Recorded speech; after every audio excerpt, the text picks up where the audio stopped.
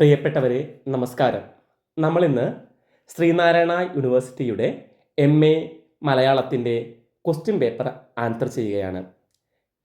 First semester MA മലയാളമാണ്. വ്യാകരണ പഠനത്തിൻ്റെ ചോദ്യപേപ്പറാണ് നോക്കുന്നത്.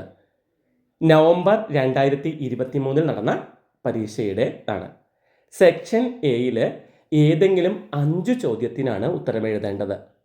അരപ്പുറത്തിൽ കവിയാതെ ഉത്തരം എഴുതുമ്പോൾ നിങ്ങൾക്ക് കിട്ടുന്നത് 2 മാർക്കാണ്. ഇതിനു മുമ്പത്തെ വീഡിയോയിൽ നമ്മൾ മെയ് 2024 വ്യാകരണ പഠനത്തിൻ്റെ ചോദ്യപേപ്പർ ആൻസർ ചെയ്തിരുന്നു. കാണാത്തവരുണ്ടെങ്കിൽ അത് പോയി കാണണം കേട്ടോ. പരീക്ഷയ്ക്ക് ഉറപ്പായും ചോദിക്കുന്ന ചില ചോദ്യങ്ങളാണ് നമ്മളിതിൽ ചർച്ച ചെയ്യുന്നത്. എന്നാൽ നമുക്ക് വീഡിയോയിലേക്ക് പോകാം. ഒന്നാമത്തെ ചോദ്യം, ചരിത്രാത്മക വ്യാകരണ പഠനത്തിൻ്റെ ലക്ഷ്യം എന്താണ്? ഒരേ ഭാഷയുടെ 2 അതിലധികമോ കാലഘട്ടങ്ങളിലെ ഭാഷയുടെ ഘടനയെ അതിൽ വന്ന പരിണാമങ്ങളെ അടിസ്ഥാനമാക്കി താരതമ്യം ചെയ്യുന്നതാണ് ചരിത്രപരമായ വ്യാകരണത്തിൻ്റെ സ്വഭാവം. ഒരേ ഭാഷയുടെ 2 അതിലധികമോ കാലഘട്ടങ്ങളിലെ ഭാഷയുടെ ഘടനയെ അതിൽ വന്ന പരിണാമങ്ങളെ അടിസ്ഥാനമാക്കി താരതമ്യം ചെയ്യുന്നതാണ് ചരിത്രപരമായ വ്യാകരണത്തിൻ്റെ സ്വഭാവം. ചരിത്രത്തെ, അതായത് ആ ഭാഷയുടെ ഉൽപ്പത്തി വികാസ പരിണാമങ്ങളെ ആസ്പദമാക്കിയുള്ള വ്യാകരണ പഠനമാണിത്. ചരിത്രത്തെ, അതായത് ആ ഭാഷയുടെ ഉൽപ്പത്തി വികാസ പരിണാമങ്ങളെ ആസ്പദമാക്കിയുള്ള വ്യാകരണ പഠനം. ഇതിന് ആഗമിക വ്യാകരണമെന്ന് കേരള പാണിനി വിളിക്കുന്നുണ്ട്. നമ്മൾ പഠിക്കാൻ ശ്രമിക്കുന്ന ഭാഷയുടെ ഉൽപ്പത്തി മുതൽ നാളിതുവരെയുള്ള ചരിത്രം ആരാഞ്ഞറിഞ്ഞ് പല പഠനത്തിലും ഉണ്ടായിട്ടുള്ള വ്യത്യാസങ്ങളെ കണ്ടുപിടിച്ച് അവയുടെ പോക്കിന് ചേർന്ന വ്യവസ്ഥകൾ ഏർപ്പെടുത്തുകയാണിത്. ഇതിനെ ബഹുകാലിക വ്യാകരണം എന്നും പറയാം. ശാഖയുടെ ലക്ഷ്യങ്ങൾ നോക്കാം. ഭാഷയുടെ പരിണാമം കണ്ടെത്തലാണ് ഒന്ന്. ഭാഷയുടെ പരിണാമം കണ്ടെത്തൽ. ഭാഷയുടെ വികാസത്തിൻ്റെ നിയമങ്ങൾ കണ്ടെത്തുക. ഭാഷയുടെ വികാസത്തിൻ്റെ നിയമങ്ങൾ കണ്ടെത്തുക. പഴയ ഭാഷകൾ ഇപ്പോഴത്തെ ഭാഷയ്ക്ക് എങ്ങനെ സ്വാധീനിച്ചിട്ടുണ്ട് എന്നറിയാൻ വേണ്ടി, പഴയ ഭാഷകൾ ഇപ്പോഴത്തെ ഭാഷയെ എങ്ങനെ സ്വാധീനിച്ചിട്ടുണ്ടെന്നറിയാൻ. ഭാഷാ കുടുംബങ്ങൾ തിരിച്ചറിയാൻ. വ്യത്യസ്ത കാലഘട്ടത്തിൻ്റെ ഉച്ചാരണ വ്യത്യാസങ്ങൾ കണ്ടെത്തുന്നതിന്, വ്യത്യസ്ത കാലഘട്ടത്തിലെ ഉച്ചാരണ വ്യത്യാസങ്ങൾ കണ്ടെത്തുന്നതിന്. വ്യത്യസ്ത ഭാഷകളിലെ വ്യാകരണപരമായ സമാനതകളും വ്യത്യാസങ്ങളും കണ്ടെത്താൻ. ഭാഷയുടെ പരിണാമ തത്വങ്ങൾ. രണ്ടാമത്തെ ചോദ്യം, വർണ്ണ വികാരം എന്നാൽ എന്ത്? അല്ലെങ്കിൽ വർണ്ണ പരിണാമം എന്നൊരു മറ്റൊരു പേരും കൂടി ഉണ്ട് കേട്ടോ. കഴിഞ്ഞ ചോദ്യപേപ്പറിൽ വിശദമായി ചർച്ച ചെയ്ത കാര്യമാണ്. എന്നാൽ നമുക്കൊന്നും കൂടി നോക്കാം. വർണ്ണങ്ങൾ ഉച്ചരിക്കുമ്പോൾ അതിൻ്റെ ശരിയായ ഉച്ചാരണത്തിൽ നിന്നു മാറി വ്യത്യസ്തമായ ഉച്ചാരണം ഉണ്ടാകുന്നുണ്ട്. വർണ്ണങ്ങൾ ഉച്ചരിക്കുമ്പോൾ അതിൻ്റെ ശരിയായ ഉച്ചാരണത്തിൽ നിന്ന് മാറി വ്യത്യസ്തമായ ഉച്ചാരണം ഉണ്ടാകുന്നു. ഈ വിധം സ്വരത്തിനും വ്യഞ്ജനത്തിനും ഉണ്ടാകുന്ന മാറ്റമാണ് വർണ്ണവികാരം. ഈ വിധത്തിൽ സ്വരത്തിനും വ്യഞ്ജനത്തിനും ഉണ്ടാകുന്ന മാറ്റമാണ് വർണ്ണവികാരം. വർണ്ണവികാരങ്ങൾ ഉച്ചാരണപരവും വ്യാകരണപരവുമായിട്ടുണ്ടാകാം. വ്യാകരണപരമായ മാറ്റങ്ങൾ ആണ് സന്ധിയിൽ ചർച്ച ചെയ്യുന്നത്. ഉച്ചാരണപരമായി വരുന്ന കൃത്യമായ നിയമമില്ലാതെ സംഭവിക്കുന്ന മാറ്റങ്ങളാണ് ഉച്ചാരണപരമായ വർണ്ണപരിണാമങ്ങൾ. ഉച്ചാരണപരമായ വർണ്ണപരിണാമത്തിന് ചില കാരണങ്ങളുണ്ട്. നോക്കാം കാരണങ്ങൾ ഏതാണെന്ന്. ഭാഷയെപ്പറ്റി അറിയാത്തവർ വാക്കുകളെ ഉച്ചരിക്കുന്നത് മൂലം. ഉദാഹരണം, ചെലവ് ചിലവാകുന്നു, വിമ്മിട്ടം വിമിഷ്ടമാകുന്നു. സന്ധിയിൽ ഉച്ചാരണ സുഗമതയ്ക്ക് വേണ്ടി ചില വർണ്ണവികാരങ്ങൾ വരുന്നു. മൂന്നാമത്തേത്, സംസ്കാര ഭേദം കൊണ്ടും ഒരു വർണ്ണം മറ്റൊന്നാകാം. 4, മറ്റൊരു ഭാഷയിലെ പദം കടം വാങ്ങുമ്പോൾ നമ്മുടെ ഭാഷയിൽ ഇല്ലാത്ത വർണ്ണങ്ങൾ ഏതെങ്കിലും സാമ്യമുള്ള വർണ്ണമായി മാറുന്നു.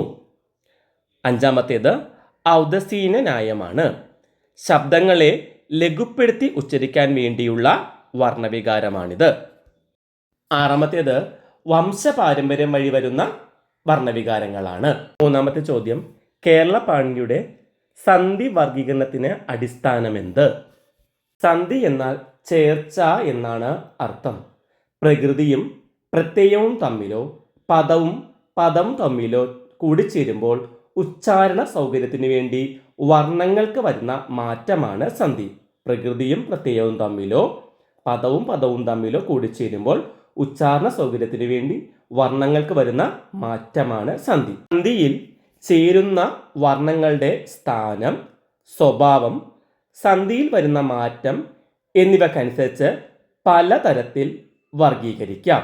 സന്ധി ചെയ്യുമ്പോൾ വർണ്ണങ്ങൾക്കുണ്ടാകുന്ന വികാരമനുസരിച്ച് ലോപസന്ധി, ആഗമസന്ധി, ദ്വിത്വസന്ധി, ആദേശസന്ധി എന്നിങ്ങനെ വിഭജിക്കാവുന്നതാണ്. സന്ധി ചെയ്യുമ്പോൾ വർണ്ണങ്ങൾക്കുണ്ടാകുന്ന വികാരമനുസരിച്ച് ലോപസന്ധി, ആഗമസന്ധി, ദ്വിത്വസന്ധി, ആദേശസന്ധി എന്നിങ്ങനെ തരംതിരിക്കാം. കേരളപാണിനി ഈ തത്വമാണ് സ്വീകരിച്ചിരിക്കുന്നത്. സന്ധിയിലുണ്ടാകുന്ന സകല വർണ്ണവികാരങ്ങൾക്കും ഉച്ചാരണ സൗകര്യമാണ് അടിസ്ഥാനമെന്ന് കേരളപാണിനി പറയുന്നു. സന്ധിയിലുണ്ടാകുന്ന സകല വർണ്ണവികാരങ്ങൾക്കും ഉച്ചാരണ സൗകര്യമാണ് അടിസ്ഥാനം. കേരളപാണിനി വർണ്ണവികാരത്തെ മുൻനിർത്തിയുള്ള സന്ധി വർഗീകരണമാണ് ചെയ്തിട്ടുള്ളത്. 4ാമത്തെ ചോദ്യം നോക്കാം. തമിഴിലുള്ളത് ലിപി ദാരിദ്ര്യമാണ്, ധ്വനി ദാരിദ്ര്യമല്ല. വിശദമാക്കുക. അക്ഷരമാലയുടെ കാര്യത്തിൽ തമിഴും സംസ്കൃതവും തമ്മിൽ പൊരുത്തമില്ല. തമിഴിൽ വർഗാക്ഷരങ്ങളിൽ ഖരവും അനുനാസികവും മാത്രമേയുള്ളൂ. സംസ്കൃതത്തിൽ അങ്ങനെയല്ല. സംസ്കൃതത്തെ അപേക്ഷിച്ച് തമിഴിൽ ഴ, റ, ള, എനു എന്നീ വർണ്ണങ്ങൾ അധികമായിട്ടുണ്ട്. മലയാളത്തിൽ തമിഴിലെയും സംസ്കൃതത്തിലെയും അക്ഷരങ്ങൾ എല്ലാമുണ്ട്. മലയാളം അക്ഷരസമ്പത്ത് അധികമുള്ളപ്പോൾ തമിഴിന് അക്ഷരദാരിദ്ര്യം അനുഭവപ്പെടുന്നുണ്ട്.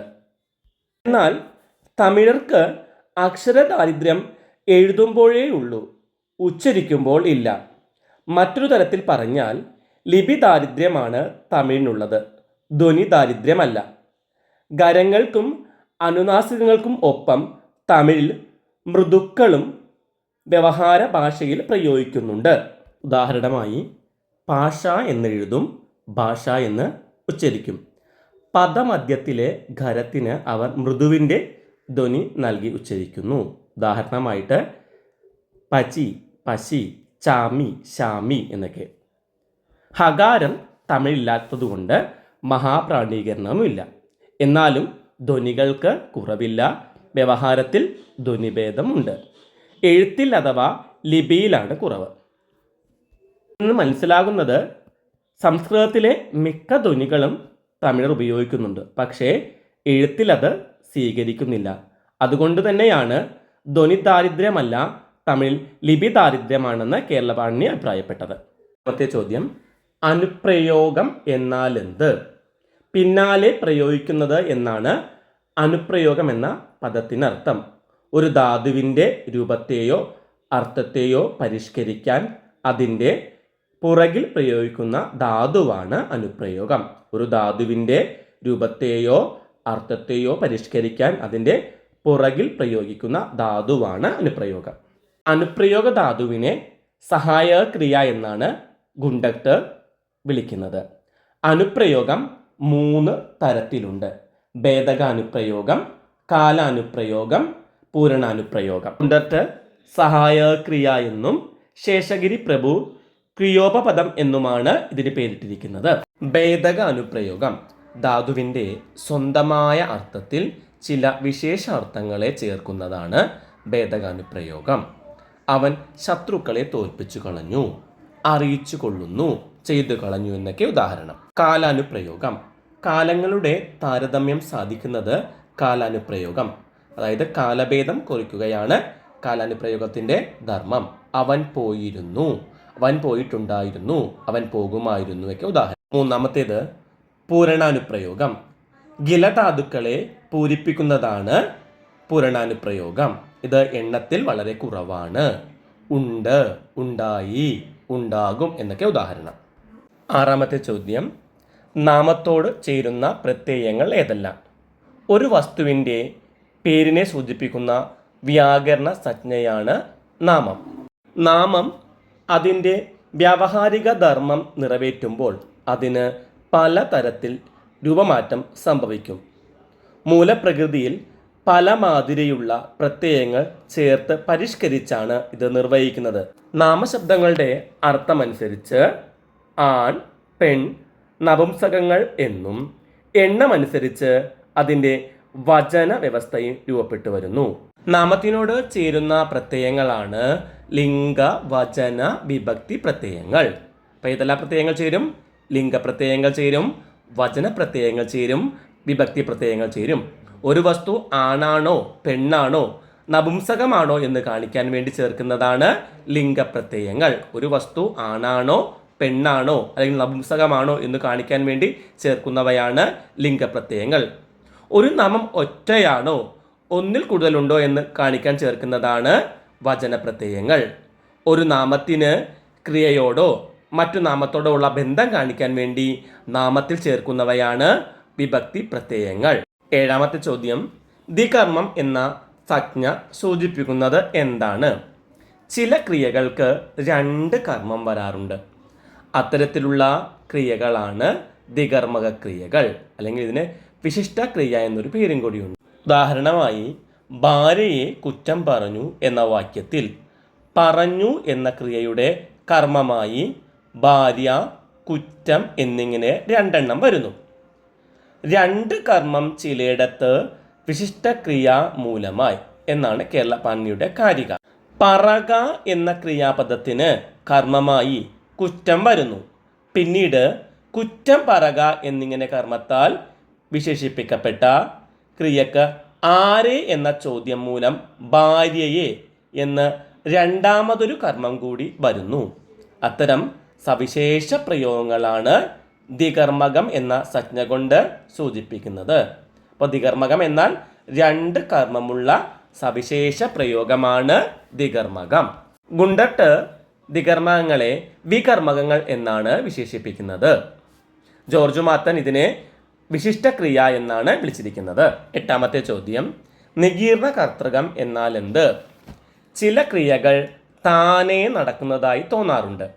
കർത്താവിനെ അല്ലെങ്കിൽ കർത്തൃവ്യാപാരത്തെ നികീർണം ചെയ്യുന്ന അല്ലെങ്കിൽ ഉള്ളിൽ അടക്കം ചെയ്യുന്ന ക്രിയകളാണ് നികീർണ കർത്തകങ്ങൾ.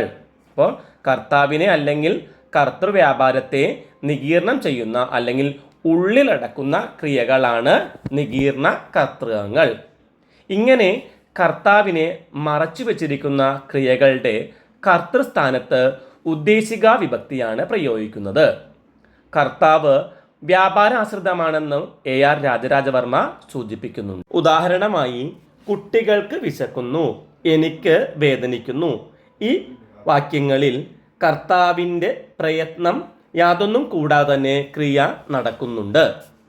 എനിക്ക് വിശക്കുന്നു, അവൾക്ക് തോന്നുന്നു എന്നല്ലാതെ ഞാൻ വിശക്കുന്നു, അവൾ തോന്നുന്നു എന്നൊന്നും പറയാറില്ല. ഈ വിധത്തിലുള്ള ക്രിയകളാണ് നികീർണ കർത്തൃകങ്ങൾ. കർത്താവിനെ, അതായത് പ്രവൃത്തി ചെയ്യുന്ന ആളിനെ നികീരണം അഥവാ ഉള്ളിലടക്കുന്ന ക്രിയകളാണ് നികീർണ കർത്തൃകങ്ങൾ. ഇന്നത്തെ ക്ലാസ് അവസാനിപ്പിക്കാം. മറ്റൊരു ക്ലാസ്സുമായി കാണും വരെ എല്ലാവർക്കും നന്ദി, നമസ്കാരം. ക്ലാസ്സുകൾ എല്ലാവരും കേൾക്കണം കേട്ടോ. പരീക്ഷയ്ക്ക് എന്തായാലും ഉറപ്പായും ചോദിക്കുന്ന ചില ചോദ്യങ്ങളാണ് നമ്മൾ ചർച്ച ചെയ്തത്. എല്ലാവർക്കും ഒരിക്കൽ കൂടി നന്ദി, നമസ്കാരം. Thank you.